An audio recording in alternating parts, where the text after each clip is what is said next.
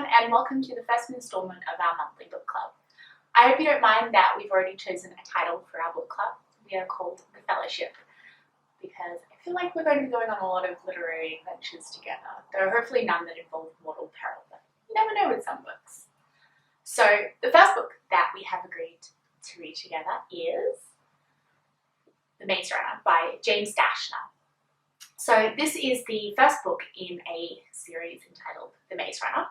I believe there's also a prequel which was written after these books came out. And there are also two movies based on the first two novels in this series, which I really recommend having a look at because they're quite good. I don't mind them. So I really enjoy reading this book. It's very much in the genre of the post-apocalyptic dystopian YA novel, which is one of my personal favourites. So I recommend that not everybody really likes it. And that's okay, it's not a problem. We'll have plenty of other books in the future.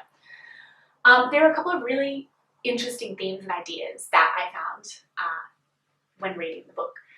And the first one of those is this idea of sense of self and how that's tied up in memories. So we see this obviously when the Gladers first arrive in the Glade. They have their memories completely wiped, so they have no idea who they are or what kind of lives they've led or even what kind of people they are at the very core.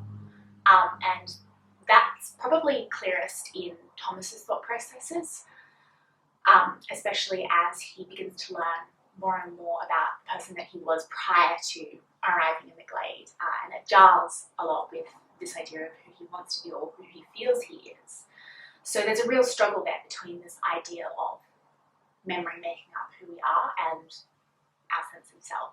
It's this question of what really makes up who we are as people. Is it our past behaviours? Is it our memories and what we've done? Or is there something more integral, something core to who we are as people that makes up our sense of self and our identity?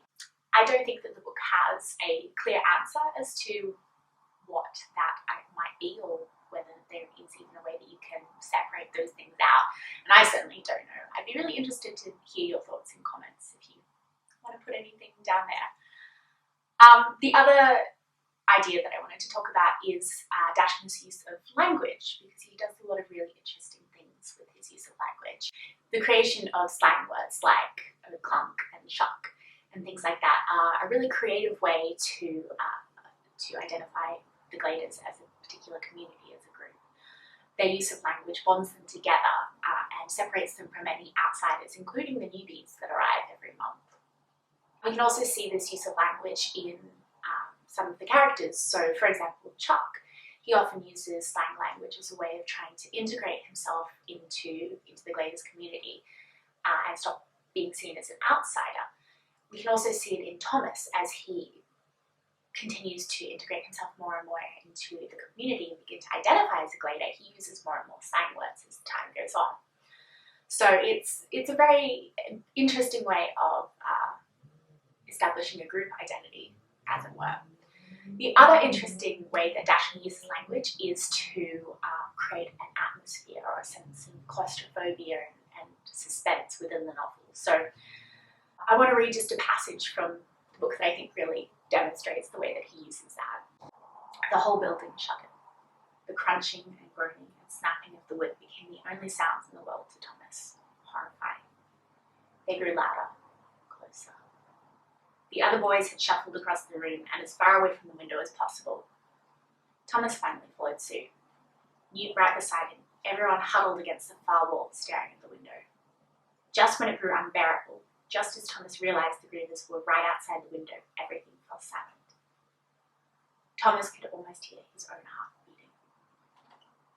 So he uses sound, which is a really interesting thing to do in the written word, sound and absence of sound, to create this sort of impending doom, I suppose.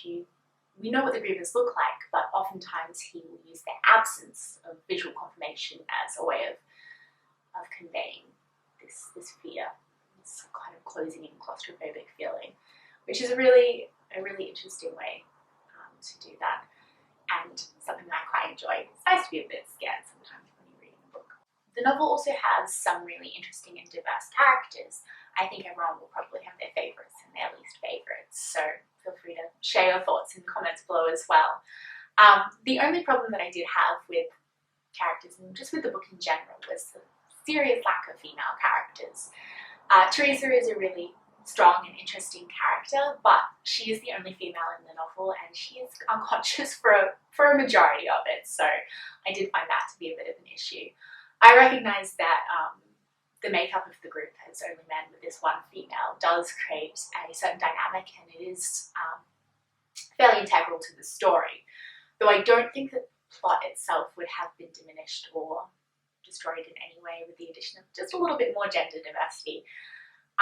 It's something that I see a lot in novels, unfortunately, though there have been some improvements in that area as far as YA fiction goes, which is nice to see, but it would be nice to have a few more female characters. I would recommend reading the following 2 novels in the series if you want a little bit more female representation, but yeah, just a concern. Otherwise, I really enjoyed the book. It was a good fun read. I couldn't put it down, so that was good. So I would really like to hear your thoughts about the book in comments. What was your favourite character? Who was your least favourite character? Were there any ideas or themes that really stuck out to you when you were reading it? And what kind of job do you think that you would have had in the Maze Runner universe? I can't imagine being a runner would be a very good job to have. This doesn't seem like fun at all. I think I'd probably be with fry pan in the kitchen. It just seems safer, less chance of death at the very least. But let me know what your thoughts are. Also, if you want to post a video response to this video, that would be fantastic. I would really love to see and hear from you. So the next novel that we're going to be reading as part of our fellowship is Looking for Alaska by John Green. So you can find plenty of copies of this in the library, or if you would prefer, we do have plenty of ebook and audiobook copies available at the library. So I will put a link in the description below to our library catalogue if you want to check that out. Otherwise, I'll talk to you in comments and I'll see you next month.